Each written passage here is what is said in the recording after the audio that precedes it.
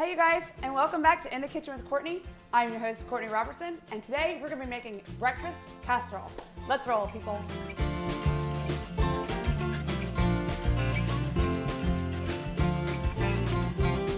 Okay, so the first thing that we're gonna do to get this breakfast casserole started is we're gonna brown up 1 pound of sausage, just normal breakfast sausage. But you can do whatever kind of sausage that you choose, okay? You can use turkey sausage, chicken sausage, whatever it is your favorite. I'm adding a little bit of olive oil just to kind of get this started so it doesn't stick to my pan. If you don't have time to brown up some sausage, this is a great time saver. You can find these pre-cooked sausage crumbles in the sausage section where you find your bacon and your sausage patties and all of that. So this is a great time saver. Okay, so while my sausage is browning, I'm gonna step over here and I'm gonna start buttering 6 slices of bread. Again, here you can kind of use any bread you want to. I'm a big fan of white bread because it adds the least amount of flavor to my breakfast casserole. Meaning, if you use some kind of wheat bread or something like that, it might change the flavor of your casserole. But again, it's up to you. I'm gonna use some good old white bread.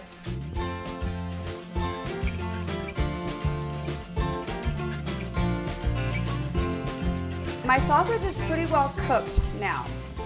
It's not cooked 100%, but it's 99% cooked because it's gonna cook the rest of the way while it's in the oven.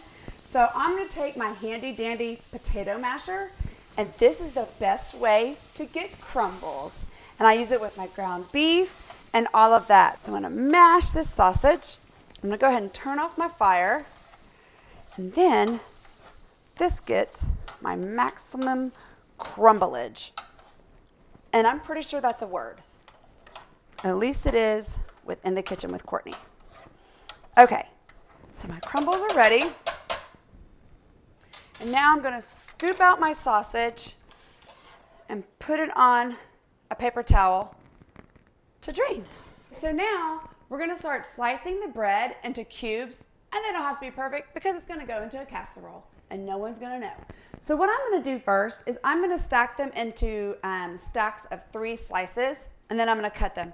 I like to use a serrated knife because I think it cuts the bread better. So that's what I'm gonna do now. And then I'm just gonna throw them into the casserole dish.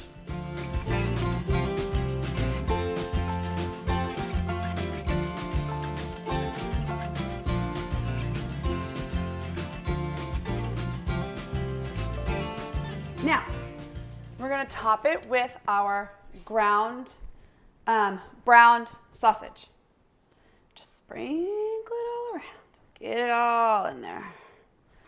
Doesn't this look amazing already? Told y'all. You're gonna love it. Okay. Doesn't this look good so far?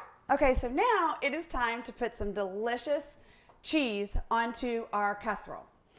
This recipe calls for Longhorn cheese, which is basically just a block of yellow cheese. If you cannot find that in your grocery store, then you can choose any block of your favorite cheese, okay?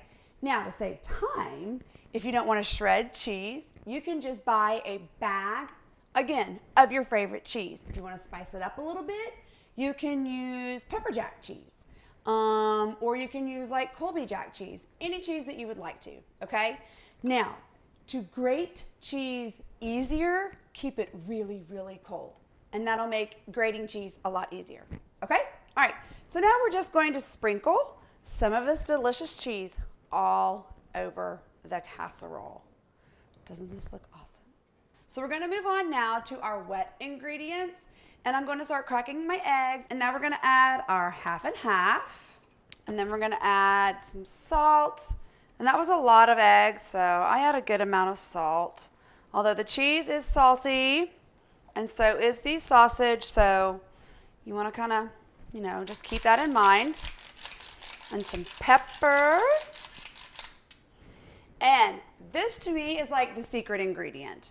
This is dried mustard, okay? And it really does make a difference in the dish because my mom doesn't use this when she makes hers. And when she tasted mine, she was like, Courtney, what makes yours so much different than mine? I said, well, Mom, I added the dry mustard. And she goes, oh, I never said that. And I said, well, there you go. So we're just gonna whisk this all together. Okay, that looks like it's pretty well combined to me. Or I'm just impatient. One of the two. So now we're just gonna dump the wet ingredients over the top of the dry ingredients. All right. Okay, so now that I've poured over the egg mixture, I'm going to top it with the rest of my cheese because you can never have too much cheese, you guys. The recipe says for you to refrigerate it overnight so that all the delicious juices can soak up into the bread and make it nice and moist. And the next morning, you can cook it. So you can sit back and relax with your company and then have a delicious hot casserole. Or you could put it into an aluminum pan and you can make your casserole that way so that you're ready for a trip and you can freeze it and you can take it with you anywhere that you need to go. You would just need to cover it with saran wrap and then top it with foil and write the cooking instructions on the top of the foil with a Sharpie. So then you already know what you need to cook it at and for how long. And you're ready to take it anywhere you need to go. But what we're gonna do today is I'm just gonna go ahead and like I've already done is assembled it, and I'm just gonna pop it into the oven at 350 degrees for about 25 minutes.